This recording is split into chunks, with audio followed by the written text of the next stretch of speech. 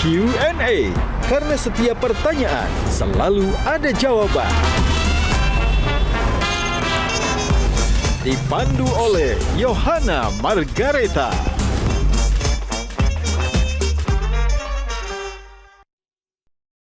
Dipersembahkan oleh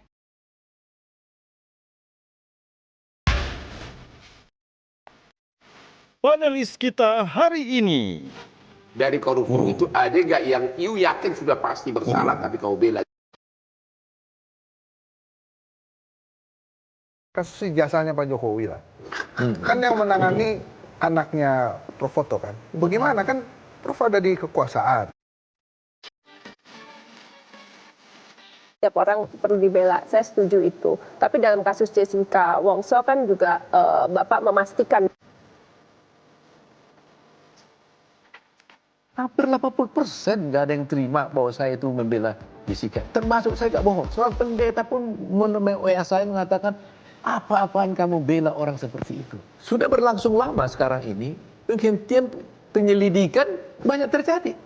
Jadi orang lapor kepada polisi, belum dinaikkan sidik, dihentikan penyelidikannya.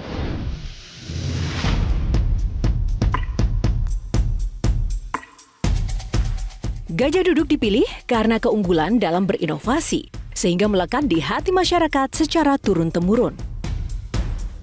Perkembangan sarung sedemikian pesatnya, hingga sekarang tidak hanya digunakan pria sebagai outfitnya, tapi juga wanita di segala suasana. Sarung Gajah Duduk menawarkan kenyamanan yang sesungguhnya. Gajah Duduk hadir di setiap momen terbaik Anda. Sesuai dengan tagline kita, sarung Gajah Duduk adalah legenda Nusantara. Sarung adalah budaya kita, sarung adalah Indonesia.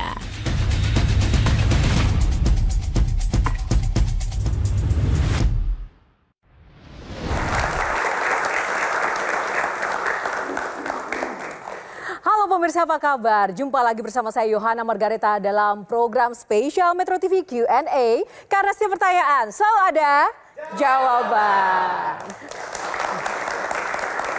Terima kasih kepada pemirsa yang sudah setia menonton Q&A dan juga kepada seluruh teman-teman mahasiswa yang ada di studio kali ini. Tepuk tangan teman-teman, terima kasih. Nah, bintang tamu Q&A malam ini adalah sosok advokat sukses, banyak menangani kasus besar, dosen, dan kini bahkan dipercaya untuk menjabat sebagai Wakil Menteri Koordinator Hukum, HAM, Imigrasi, dan Pemasyarakatan. Siapakah dia? Inilah Profesor Dr. Otto Hasibuan. Tepuk tangannya mana?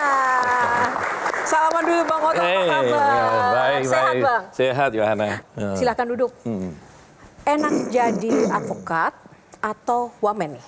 Wah, gimana caranya ya membedakan pisang dengan mangga ya? Oh gitu ya? Apa yang paling berubah Bang? Yang pasti memang paradigma kita, ya, mindset terpaksa harus dirubah nih. Karena kalau advokat kan memang selalu kan di sisi dia selalu membela kepentingan kliennya, kepentingan masyarakat. Padahal sebagai seorang wakil menteri koordinator, saya kan boleh dikatakan duduk dalam pemerintahan yang harus juga mementingkan semua pihak, tidak hanya satu sisi saja. Kepentingan masyarakat diperhitungkan, kepentingan negara diperhitungkan, kepentingan pemerintah diperhitungkan, kepentingan siapa saja gitu. Jadi memang mindset kita yang harus dirubah. Tidak mudah memang ketika seorang advokat yang betul-betul puluhan tahun saya tidak pernah pindah-pindah profesi dari nol, ya langsung menjadi advokat, berkarir terus sampai 42 tahun lebih, langsung akhirnya menjadi seorang wakil menteri gitu ya. Ini sebuah capaian atau tantangan kalau bagi Bang Otto? Kalau dalam karir ini suatu tantangan, karena biar bagaimanapun kita harus bisa merubah semua, seperti katakan tadi itu, mindset kita, paradigma kita, perasaan kita, karena kita hidup dalam dunia baru kan, birokrasi. Nah, ini tantangan pertama yang paling berat. Padahal Abang udah kaya, pebisnis pula, apa yang dicari sih Bang?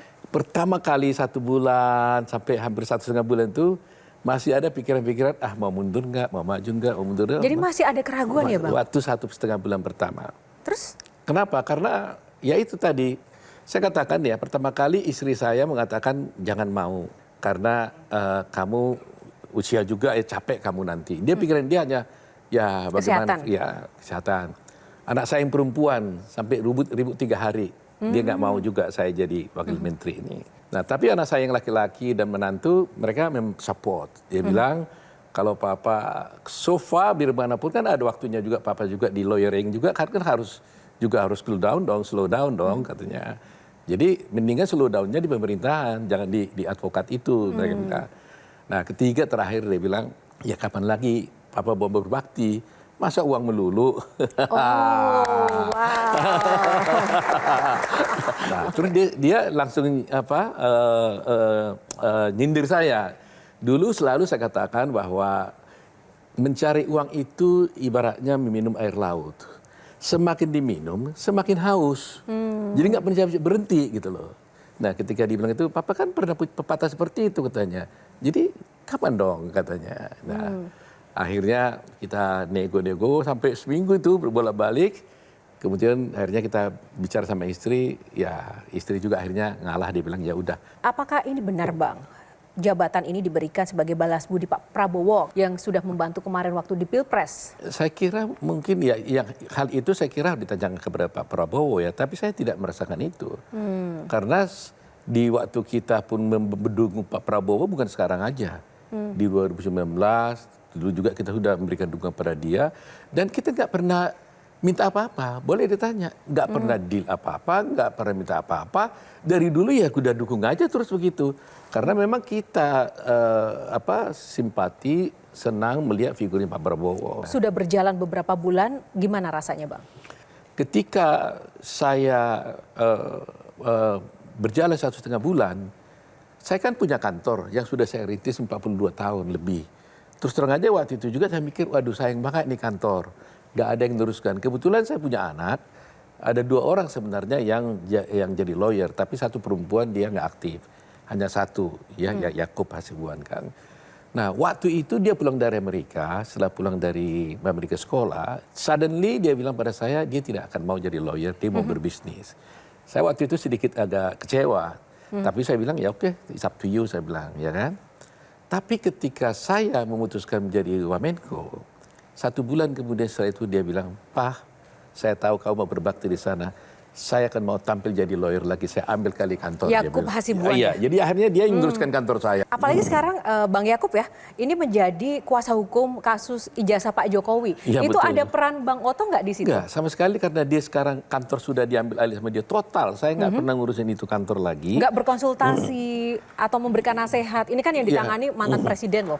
Kasus Iya, besar, artinya Bang. dia yang dia kan main leadernya di sana. Ya, tentunya karena kasus ini dulu sebelum dia tangani, artinya sebelum dia yang ambil alih jadi leader di dalam perkara itu, saya kan dulu yang megang perkara itu Pak Jokowi. Ya. Kira-kira 2 tahun yang lalu, pada waktu itu Pak Jokowi masih presiden, ya kan? Nah, waktu itu saya tangani, Yakub ada di situ, tapi dia masih belum aktif karena dia nggak mau jadi lawyer sebenarnya. Tapi dia sekali-sekali dia ikutlah sidang apa sekali-kali ikut. Nah, setelah saya jadi wakil menteri, oleh undang-undang advokat dinyatakan saya tidak boleh menjalankan profesi saya selama saya menjadi pejabat negara. Oke. Jadi saya waktu saya dilantik, langsung saya ajukan permohonan cuti kepada beradik. Jadi itu sebabnya mungkin banyak sekali waktu itu kasus-kasus saya tangani di tengah jalan, termasuk Jessica, ada macam-macam lah ya, termasuk kasusnya Vina. Tiba-tiba banyak masyarakat, netizen terutama mengkomplain, wah Pak Oto ini setelah jadi menteri nggak mau ngurusin lagi gitu kan. Sebenarnya saya bukan tidak mau ngurusin, tapi memang undang-undang mengharuskan saya tidak boleh lagi berpraktek.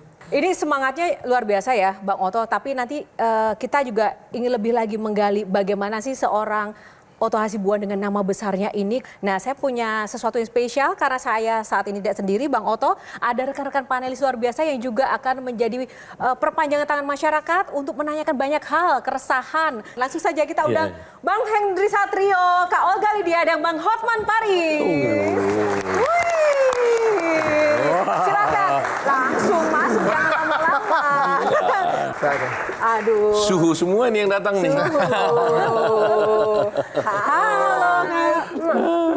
Halo Pak Olga. Menarik sekali malam ini Bang Hensat, Kak Olga. Ada Oto Hasibuan dan ada Hotman Paris. sahabatan nggak sih Bang Otto dan Bang Hotman di real life-nya sebenarnya? Tahun 82 kami tiba di Jakarta, sudah sarjana hukum, sama-sama gelandangan masukkan surat lamaran. Oh gitu ya? Iya. Dan kebetulan juga kami sama-sama diterima di kantor Adnan Buyung, kantor pengacara Oke. paling top saat itu. Dia di bagian perkara litigasi, saya di bagian international finance corporate. Sudah 40 tahun sekarang, masih muda kami tetap, ya. Bang Hotman, sama-sama dari tahun 82. Kalau lihat sekarang lebih sukses Bang Hotman atau Bang Otto menurut Bang Hotman? Jadi di komen di Instagram gua disebutkan inilah dua putra Batak yang paling sukses katanya. Widih. Sesudah 40 tahun berlalu, dia menjadi dapat jabatan penguasa, ya kan? Saya tetap dalam bidang saya seperti burung terbang, never stop flying gitu loh. Nah, kebebasan. Jadi dua prinsip yang berbeda, tapi dua-duanya sudah top of the top suksesnya. Saya mesti klarifikasi juga dong. Langsung kita, bener nggak memang benar-benar ngelamar bareng? Karena ngelamar kerjaan bareng ini jadi penting nih. Mungkin Gen Z ya beranggapan bahwa kerjaan itu datang sendiri ke dia. Gitu. Nah ini perlu dikasih tahu nih bahwa dua sosok putra Batak terbaik di dunia ini juga pernah melamar pekerjaan. Benar, kita bersama di kantor Buyung, ya. Melamar pekerjaan. Melamar pekerjaan. Bawa Kita dites, banyak sekali yang dites, mungkin nggak tahu ratusan atau gimana, banyak sekali, Pak lebih tahu. Itu bos dulu itu waktu itu. Selama ini suka kali bangsa Indonesia ini menghukum orang tanpa ada manfaat, saya lihat.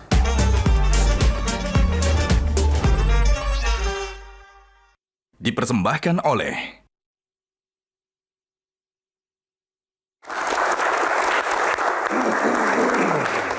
Ya, kembali di Q&A karena setiap pertanyaan selalu ada jawaban. Masih bersama Bang Otto Hasibuan. Aduh, tadi sudah seru sekali ya. Bang Otto sama Bang Hotman, saya jujur aja nih ya Bang, sebagai jurnalis penasaran nih. Saingan nggak sih kalau di lapangan rebutan kasus, rebutan klien gitu pernah sama Bang Hotman? Rasanya enggak ya. Nggak pernah? Nggak pernah, karena kita... Pernah berantem nggak? Karena kita gini ya, kita nggak pernah berupaya mendapatkan klien dengan merebut klien dari orang lain. Kami terlalu laku berdua. Ya, ya, ya. Jadi kasus banyak ya Bang? Terlalu Kasus laku. banyak tuh. Betul, Memang betul. iya. Oh gitu. Ya itu Terus? faktanya seperti Bang Iya. Ahmad. Cuma saya nggak berani ngomong gitu ke Hotman. Ya, dia udah itu aja bedanya. Udah beda lagi. Itu aja bedanya. Nah, itu saya penasaran siapa yang resign duluan tadi karena kan setelah itu tahapan kehidupannya berbeda dari karyawan menjadi sosok pengusaha pengacara lah ya. Dia buka kantor, Iya. aku masih masuk ke kantor internasional, pindah lagi. Iya. saya. Oh ada jadi dua di abang sana. duluan resign, mengundurkan diri buka kantor sendiri.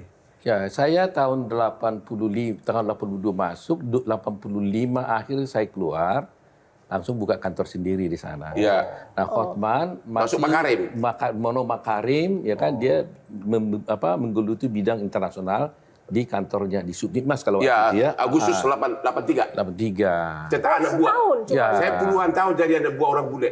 Betul. Dari Buyung saya pindah ke kantor internasional Makarim Thailand. Jadi dari kacungnya bule saya bertahun-tahun. Itu kenapa namanya pakai Paris itu? Oh bukan. Masa ya? Karena internasional, kasusnya Enggak, baru lokal. orang Batak itu banyak nama Hotman dan Paris. Oh iya. iya. Bang Oke. Hotman, bertanya Ini pada saya lama nanya Bang nih Otto. kepada Bung Otto ini. 40 tahun kami sudah mencapai karir paling top untuk ukuran pengacara. Bagi saya sekarang ini maupun bagi dia, mencari duit 2 miliar itu sebulan tutup mata, jujur. Bahkan saya pernah dapat honor 12 juta dolar dari satu perkara atau sama dengan 200 miliar. Itu kenyataan. Waktu Christmas sampai 7, saya punya lemari bisnis semuanya dolar. Termasuk di situ klien saya Pak Prabowo, Pak Hasim. Pertanyaan saya begini bos, kita ini kan sama-sama sukses. Dapat 2 miliar itu gampang. Kemarin saya hampir jantungan waktu Pak Wakil Menteri Tenaga Kerja mengatakan bahwa gaji dia sebagai wamen cuma 11 juta, plus tunjangan 35 juta. Berarti gajinya nggak jauh-jauh beda dengan gajimu sekarang. Ya, lebih kurang. Pertanyaannya, kenapa kau korbankan duit 2M atau 5M bahkan sebulan hanya demi jabatan ini? Apakah karena memang hanya demi kehormatan atau apa? Agar dikawal motor begitu kan? Ada gimana itu? Memang ini kadang-kadang semua orang bertanya. Itu tadi saya katakan pertama kali. masuk di sini kalau hitungan duniawi seperti itu, kalkulasi ekonomi, bisnis, itu semua loose. Lus ya? Loose semua. Uang loose. Ya seperti tadi kamu bilang tuh, bagaimana pendapatan kita sebagai lawyer kan gitu. Soal kebebasan ya loose juga. Kita Pernah dapat kan puluhan miliar dari satu kasus? Ya. Iya, nggak apa-apa loh, Bang. Biar yang cerita lah, biar yang cerita. Ya, Oke. artinya memang kita beruntung lah. Tuhan kasih bagian bagi kita ya. Ya istilahnya dapat uang itu kita sekarang tidak sesulit zaman dulu lah, ya kan? Jadi artinya kita beritahukan sama masyarakat, anak-anak muda, jangan kira tiba-tiba kita bisa seperti ini karena datang dari langit, tidak, ya kan? Pertama itu Tuhan yang kasih. Kedua bahwa memang kita harus meningkatkan kualitas kita agar mendapatkan sesuai dengan kualitas itu. Selalu saya katakan, kalau kita ingin dapat uang 10 miliar, maka kualitas kita harus kita naikkan 10 miliar. Tapi belum dijawab. Demi apa itu? Jadi Nyesal betul-betul. Nyesal nggak sekarang? Saya Udah nggak bosan nggak jadi menteri?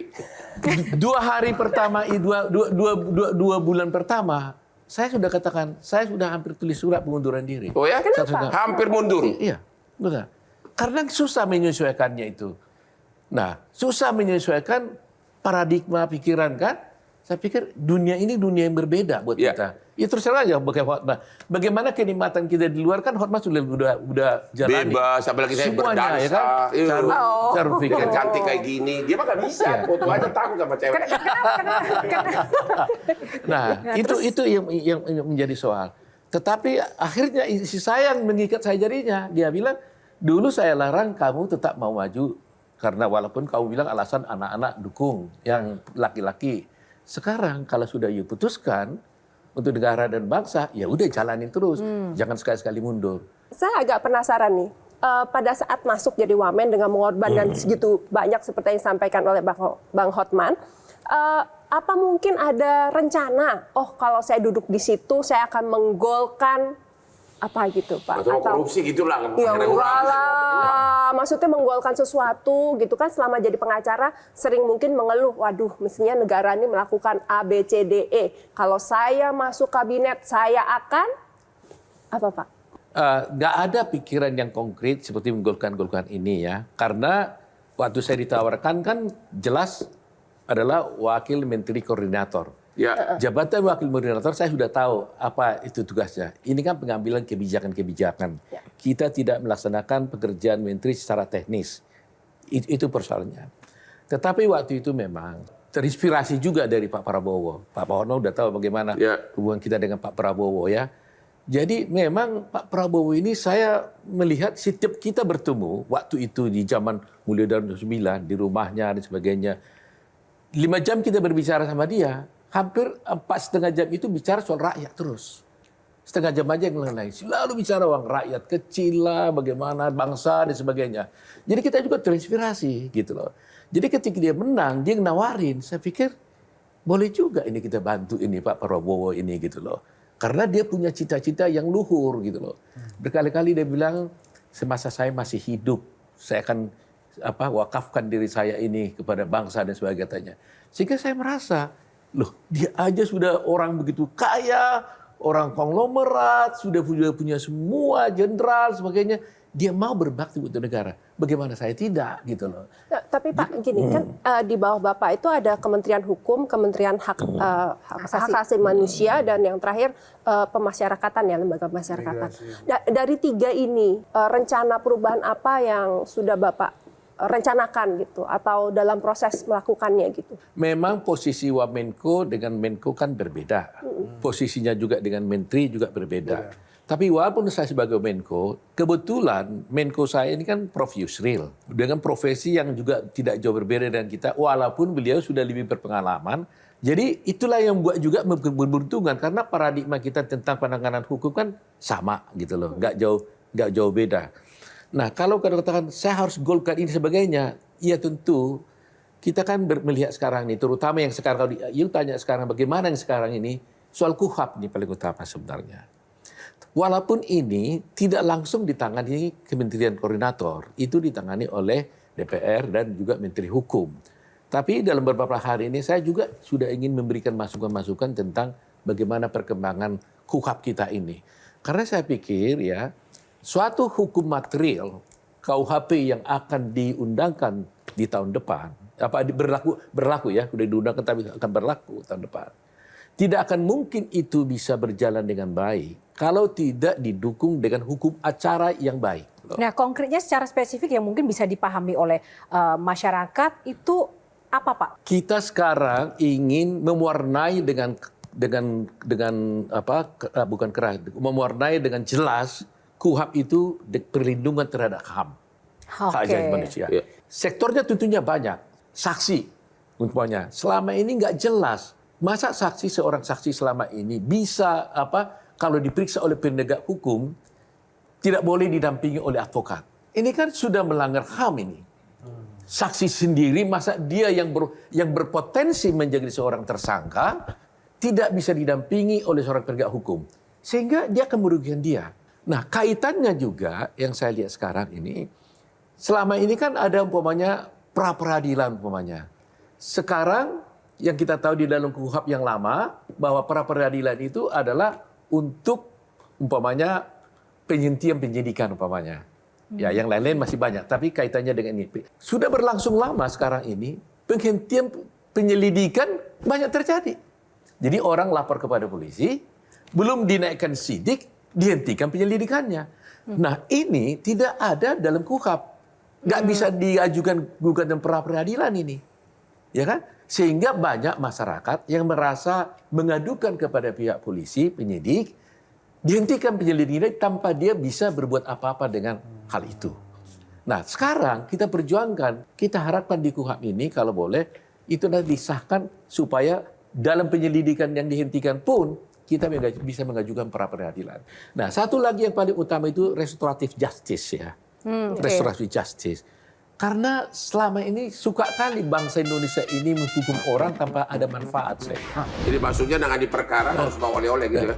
Ya, bukan. Bayangan saya itu adalah kasusnya Jessica Wongso, ya kan? Tiba-tiba masuk ke dalam, gimana caranya? Jessica Mila, ya.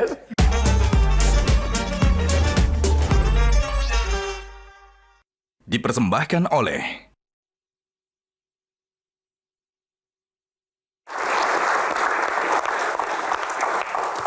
Ya, kembali di Q&A masih bersama Bang Otto Hasibuan. Abang setuju nggak sih bahwa hukum itu tajam ke bawah, tumpul ke atas? Ya, sebagai advokat, prinsip itu, sekarang wamen? Ya, prinsip itu tentu kita tidak mau dong. Harus tajam kemana-mana dong mestinya kan. Sekarang keadaan kita gimana?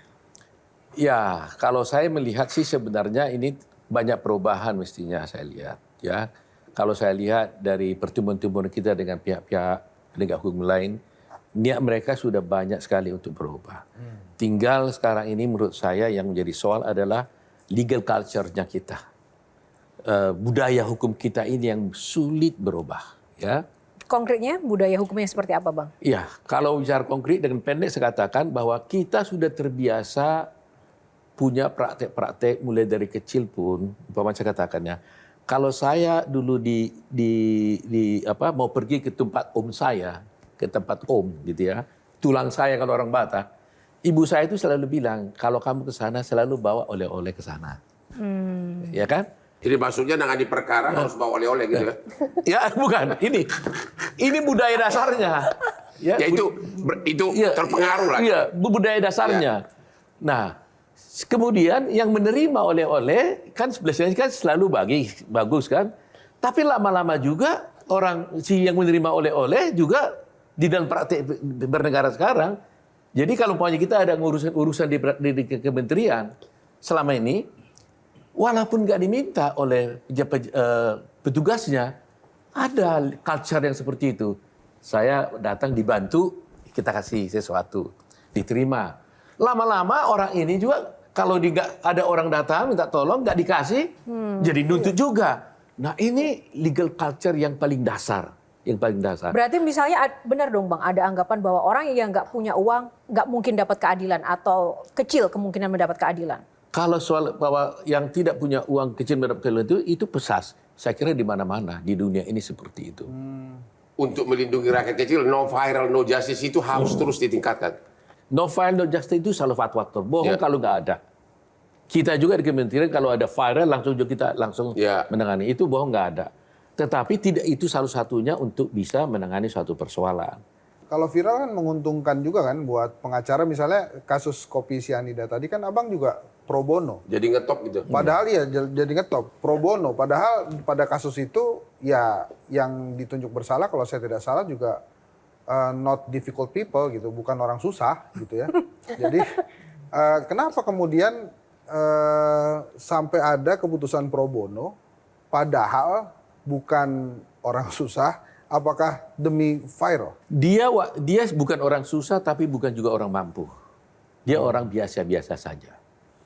Seperti saya katakan dulu itu, saya waktu itu persis mau ke Alaska pada waktu itu, dia sudah ditangani oleh lawyer yang lain di polisi.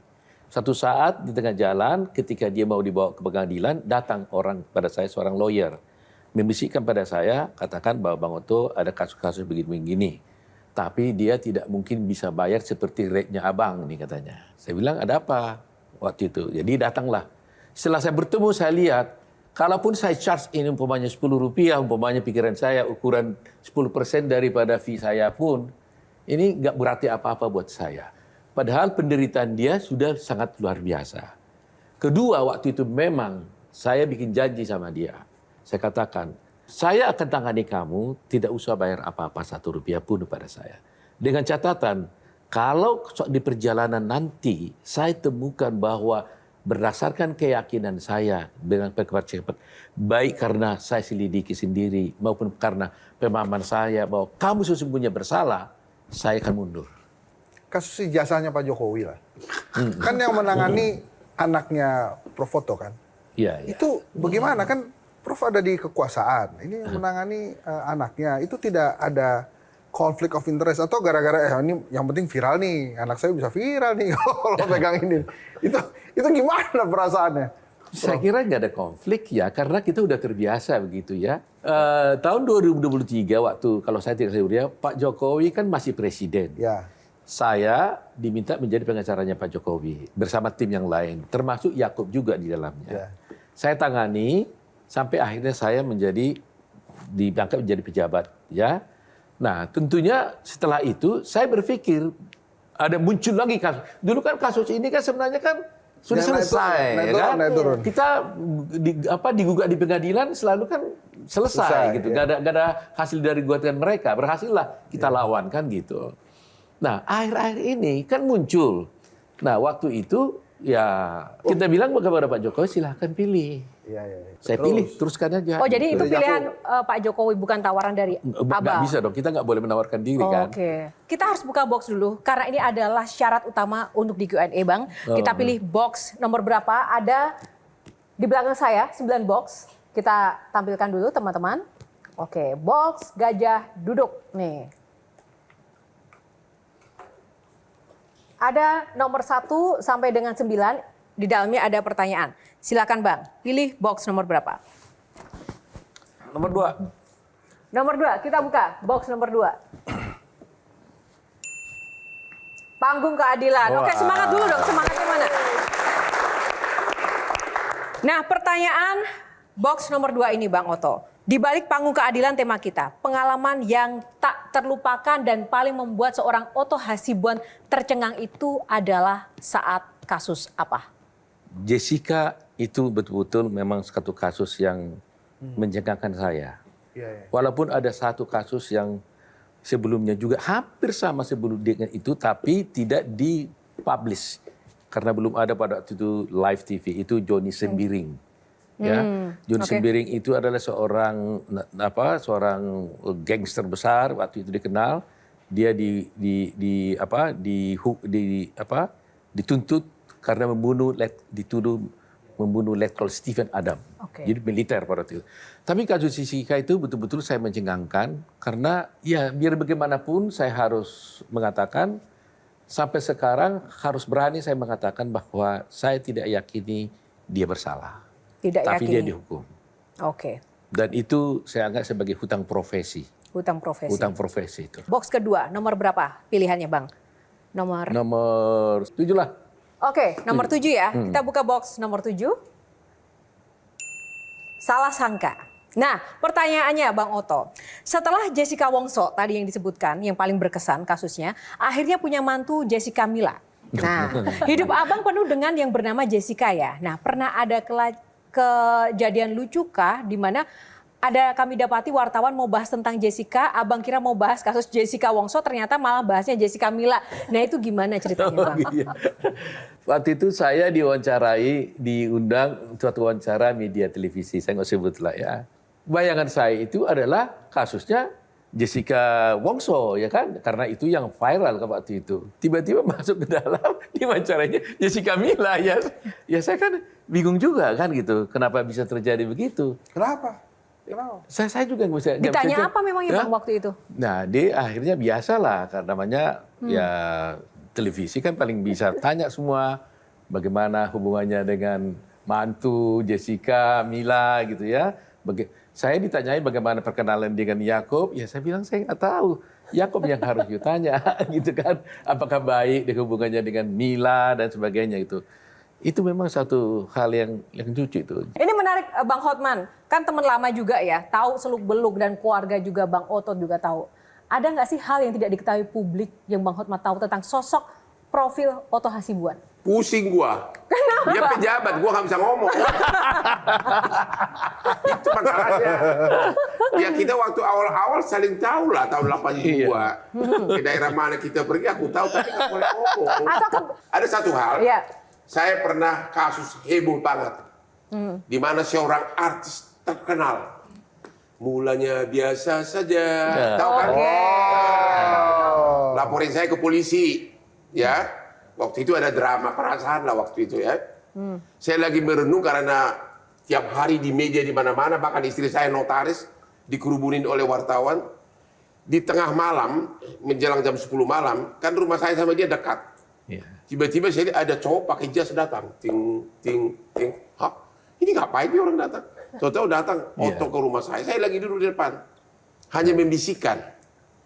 Saya waktu itu kan gangster bener. Rambut panjang, pistol saya dua. Pistol dua.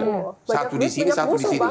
Ya, banyak duit apa banyak musuh? Gitu? Banyak musuh, banyak duit. Karena waktu itu perkara Krismus semua hampir perkara gini saya pegang. Saya udah bilang 25 tahun Prabowo klien saya. Oke. Ya. Terus tiba-tiba dia bilang, karena dia tahu satu pistol saya ini nggak ada suratnya. Jadi daripada nanti makin heboh, ada bahaya, udah amankan pistolmu katanya kan. Akhirnya pistol saya yang ada suratnya, saya kembalikan ke Polda, yang gelap gua buang ke sungai di Kelapa Gading. Padahal itu harganya puluhan juta. Ini ngapain ini orang datang gitu loh. Tahu-tahu ada keluarga saya juga datang ke dia.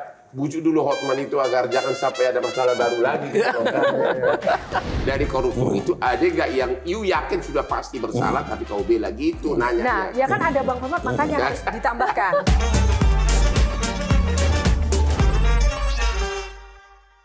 Dipersembahkan oleh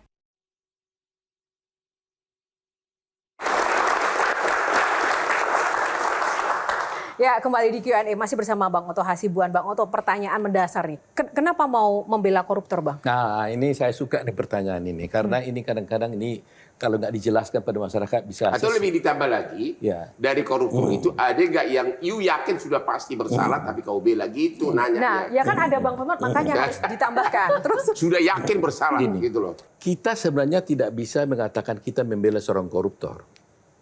Tapi orang yang dituduh koruptor. Apa korupsi ya?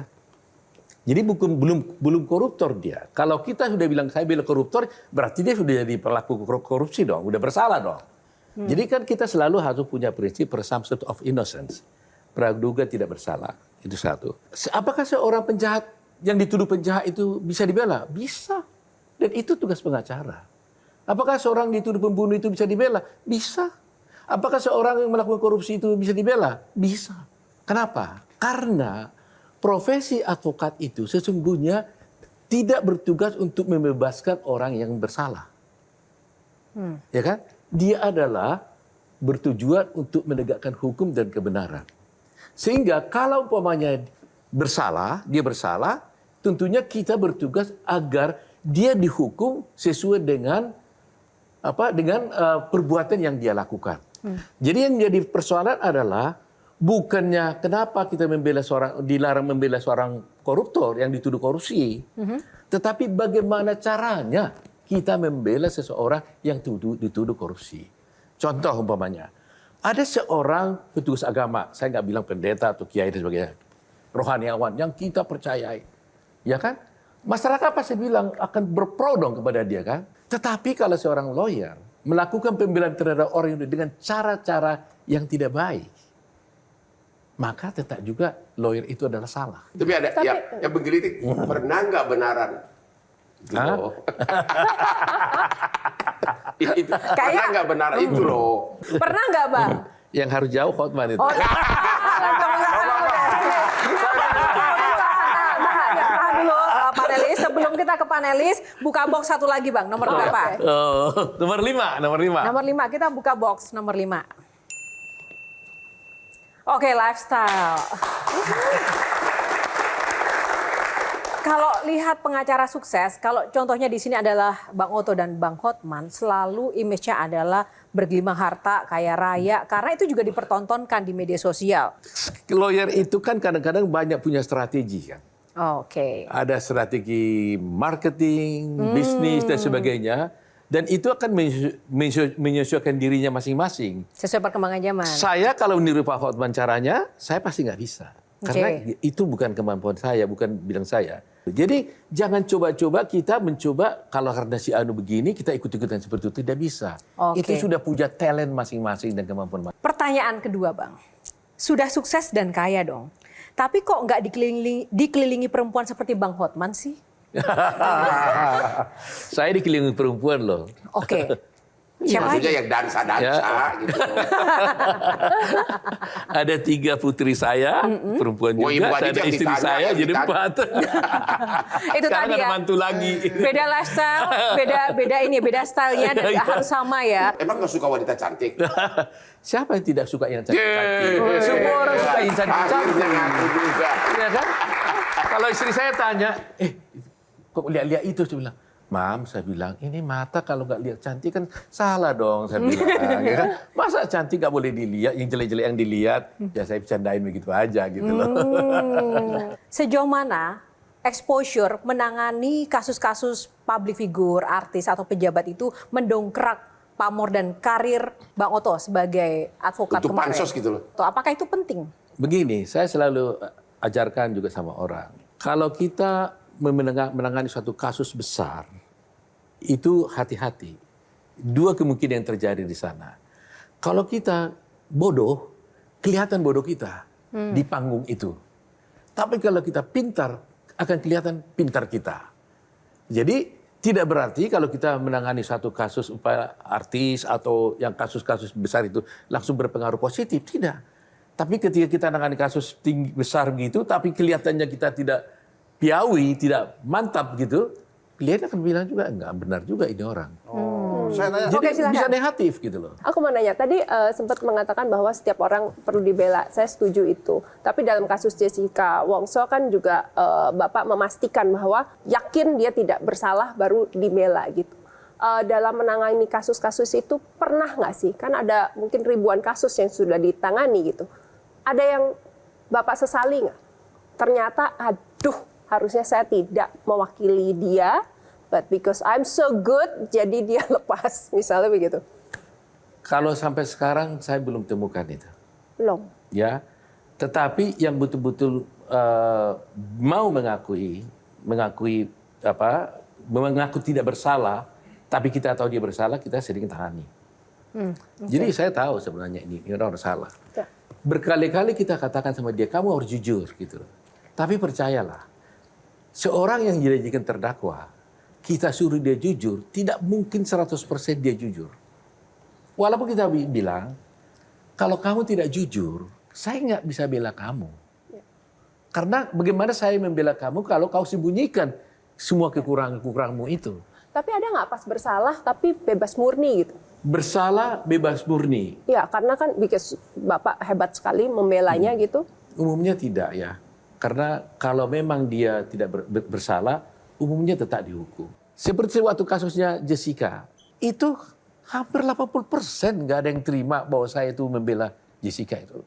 Termasuk saya nggak bohong, seorang pendeta pun WA saya mengatakan, apa-apaan kamu bela orang seperti itu. Artinya Begitu pemahaman pressure-nya. teknis hukumnya tidak semua Pemahaman tahu. masyarakat, kalau sudah diviralkan di masyarakat, orang ini dituduh melakukan suatu pembunuhan, itu nggak usah dibela. Nah, gitu. itulah bahayanya ketika sekarang tuh semuanya serba viral dianggap Ya. sebuah kebenaran ya. Oke, terima kasih Bang Oto. Satu lagi terakhir Bang Hotman, ada pertanyaan nggak? Orang pada nanya, kayaan mana lu atau gua gitu loh.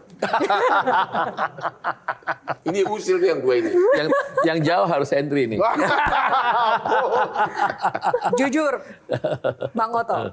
Bagaimana kita bisa mengukur dalamnya laut? Iya kan? Tapi kan itu kan hati yang nggak bisa Tapi terukur. kenyataan. Tapi kalau kekayaan bisa dihitung. Rumah kami berdekatan, sama-sama mewah, di daerah paling mahal di Kelapa Gading. Dan aku juga tahu perkara bisnis kami yang paling top di Jakarta. Kami udah tahu, waktu dia jadi pengacara, saya yakin mendapatkan 2 miliar itu adalah tutup mata. Karena itu saya alami. Nah, jadi lebih dia kaya- juga kaya sebenarnya. Oke, jadi kalau Bang Oto nggak mau jawab, ya Ya. kan? Nggak enak jawab. Kalau Bang Hotman, kayak Bang Hotman atau Bang Oto? Ya bagaimana gua tahu? Tapi gua udah kaya memang benar. Oke, baik. Terima kasih. Aduh, masih banyak sekali pertanyaan sebenarnya yang ingin kita sampaikan. Satu lagi terakhir dari saya, Bang Oto, ke depan ini capaiannya apa sih dalam sisi karir? Saya sebenarnya nggak terlalu ada lagi pikiran yang lain. Karena saya sudah betul-betul sudah masuk di pemerintahan ini, saya kira saya hanya di situ saja. Jadi saya nggak pernah mikir mau jadi ini lagi, jadi ini lagi. Kalau saya sekarang ini saya sudah bilang sama anak, apa lagi yang mau saya cari? Closing statement dari Bang Oto untuk para panelis dan pesan untuk anak muda di luar sana, Bang. Untuk para anak muda, mahasiswa yang orang pengen jadi hukum, jangan lihat apa yang sekarang kami dapatkan ini. Ya, ini suatu memang berkat Tuhan pada kami dengan Pak Hotman. Tapi tetap juga walaupun ini Tuhan yang kasih, tetapi juga kita harus kerja keras.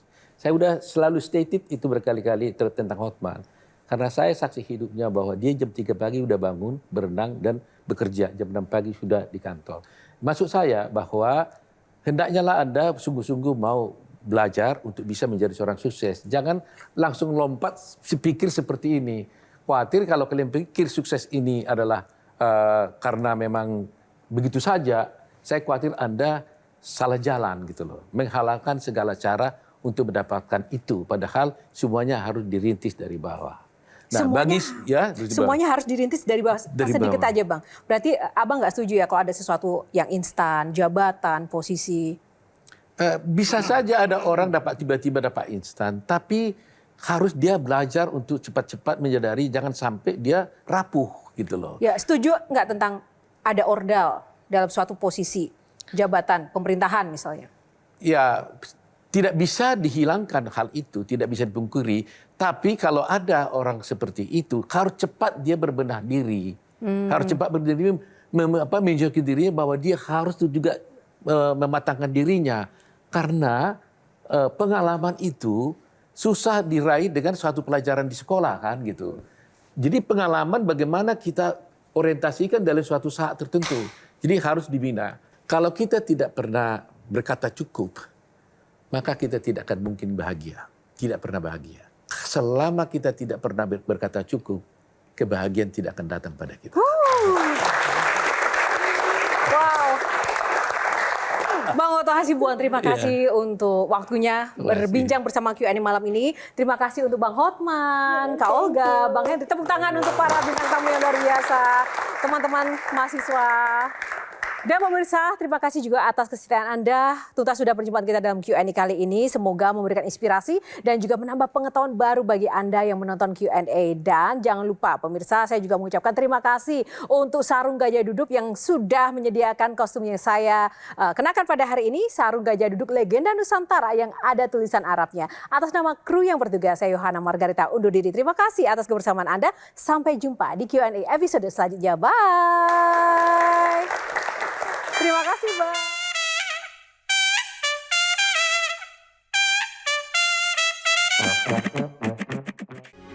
Metro TV.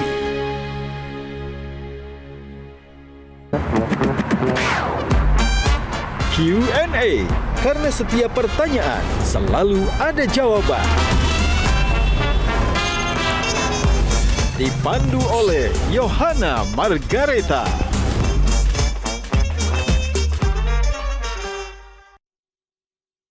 Dipersembahkan oleh Jelajahi cara baru mendapatkan informasi. Download Metro TV Extend sekarang.